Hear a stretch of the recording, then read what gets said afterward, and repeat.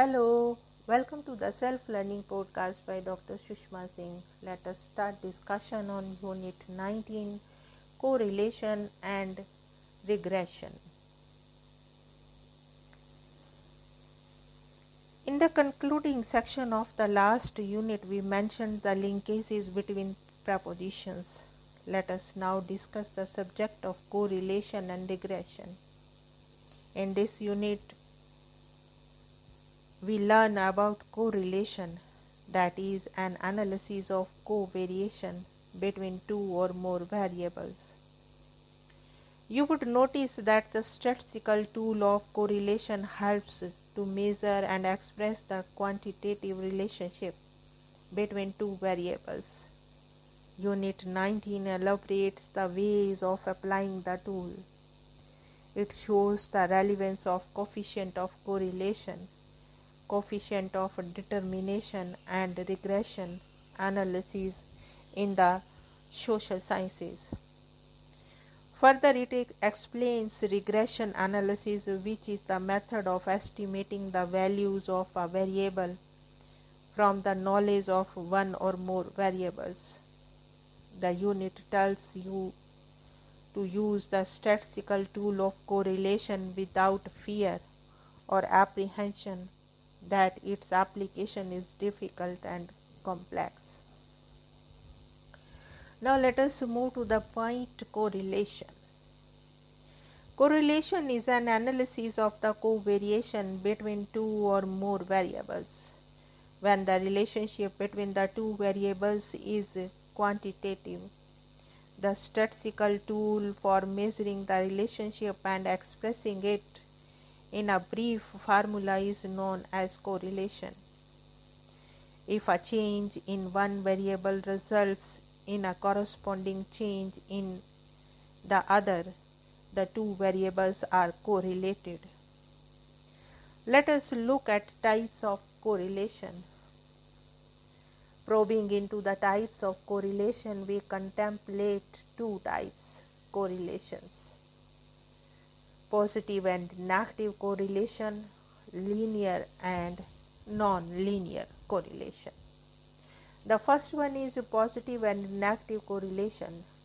If the values of two variables deviate in the same direction, that is, if an increase in the value of one results on an average in a corresponding increase in the value of the other, or if decrease in the value of one variable results in a decrease in the value of the other, then correlation is said to be positive or direct.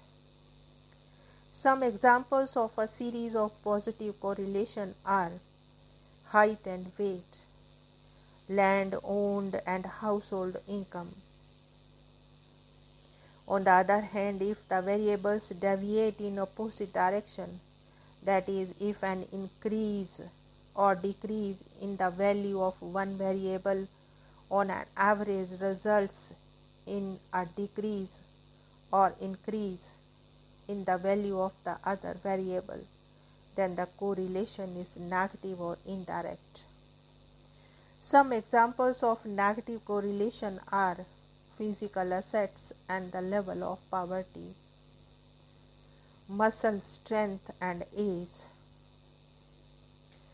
The value of correlation range from -1 to +1, where r is equal to +1. It means there is perfect positive correlation between the variables. When r is equal to -1, there is perfect negative correlation. When r is equal to 0, it means there is no correlation between the two variables. Now let us move to the next point, linear and non-linear correlation. The correlation between two variables is said to be linear if corresponding to a unit change in one variable, there is a constant change in the other variable over the entire range of values.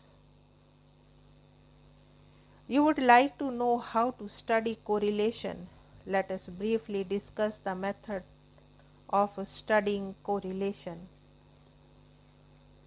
The various methods to determine whether there is a correlation between two variables are scatter diagram, graphic method, Carl Pearson's coefficient of correlation, rank method, concurrent deviation method, and method of least squares.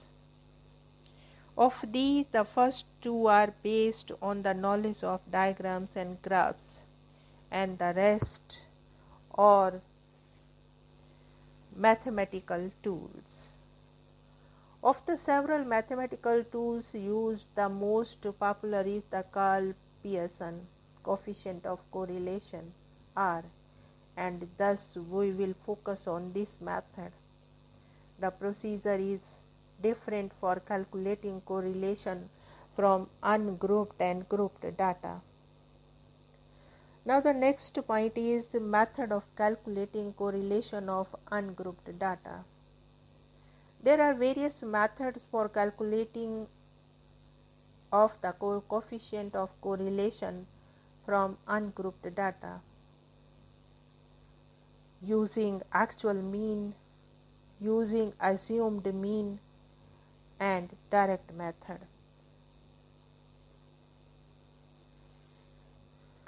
The next is method of calculating correlation of grouped data. With a large number of observations, the data is concealed into a two-way frequency distribution called correlation table. The class intervals of gamma series are written as column headings, and that of the X series are written as a row heading.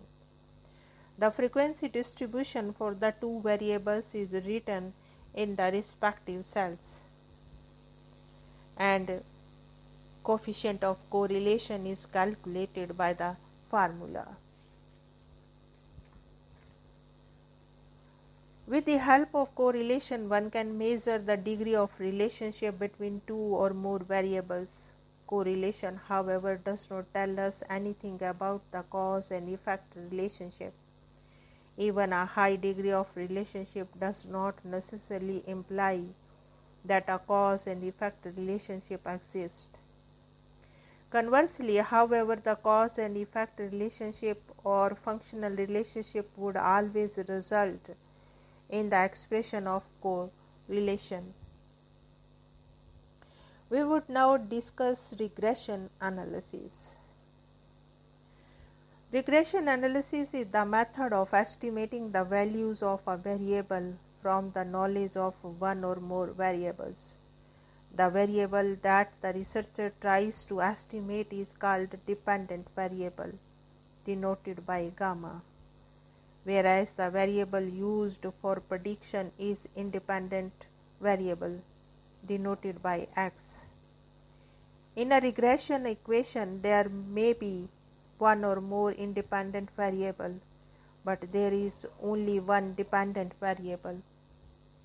Depending on whether there are one or more independent variables, the regression equation is called simple or multiple.